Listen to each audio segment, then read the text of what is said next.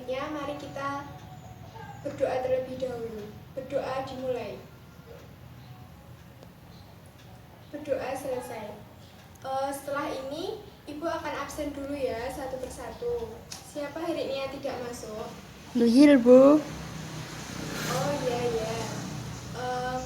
Masih semangat ya hari ini. Setelah ini kita mau belajar yaitu dengan materi bentuk-bentuk interaksi sosial.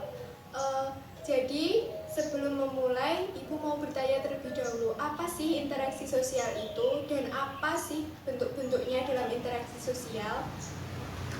Mari kita membahas apa itu bentuk-bentuk interaksi sosial.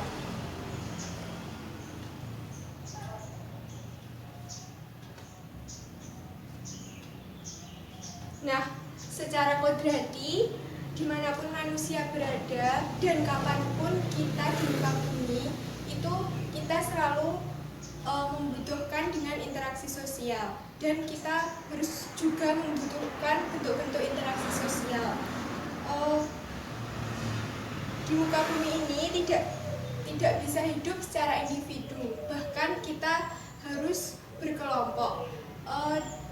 Selanjutnya yaitu kita membahas tentang bentuk-bentuk sosial. Di dalam bentuk-bentuk sosial itu ada 6 bentuk-bentuk sosial.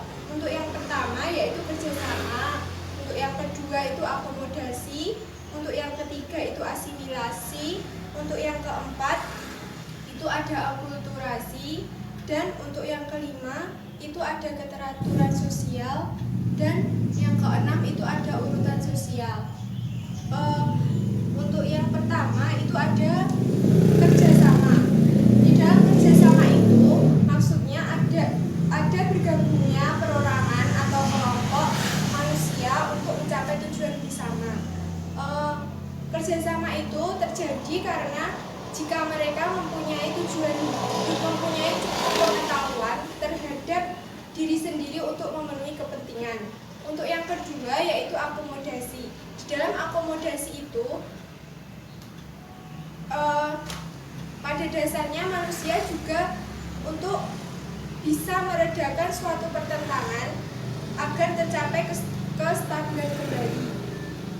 Untuk dalam akomodasi itu, di mana akomodasi itu terdiri dari 6 akomodasi. Untuk yang pertama itu ada kompromi, untuk yang kedua itu arbitrasi, untuk yang ketiga itu mediasi, dan yang keempat itu konsultasi, serta yang terakhir itu ada toleransi.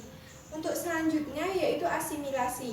Asimilasi ini bisa disebut juga di mana suatu proses sosial untuk mengurangi perbedaan di antara individu atau kelompok dan usaha untuk mementingkan tujuan bersama.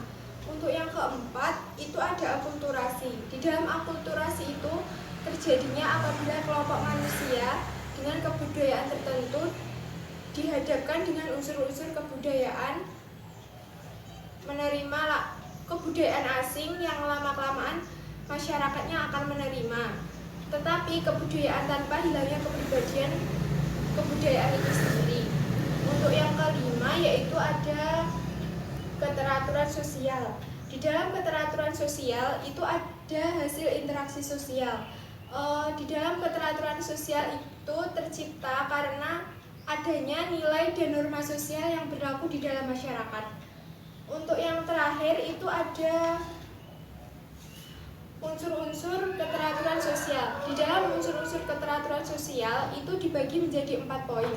Untuk yang pertama itu ada tertib sosial, untuk yang kedua itu ada order, untuk yang ketiga itu ada keajekan, untuk yang keempat itu ada pola. Di dalam tertib sosial itu dimana itu sebagai gambaran tentang kondisi kehidupan masyarakat yang teratur, dinamis, dan aman. Untuk yang kedua itu ada order. Order itu dimana norma dan nilai sosial yang berkembang diakui dengan dipatuhi oleh seluruh masyarakat. Untuk yang ketiga itu ada keajekan, dimana gambaran kondisi keteraturan sosial yang tetap dan relatif tidak berubah. Untuk yang keempat itu ada pola atau disebut dengan gambaran hubungan sosial yang tetap dalam interaksi sosial. Gimana anak-anak sudah paham belum tentang materi kita, interaksi dan bentuk-bentuk interaksi sosial?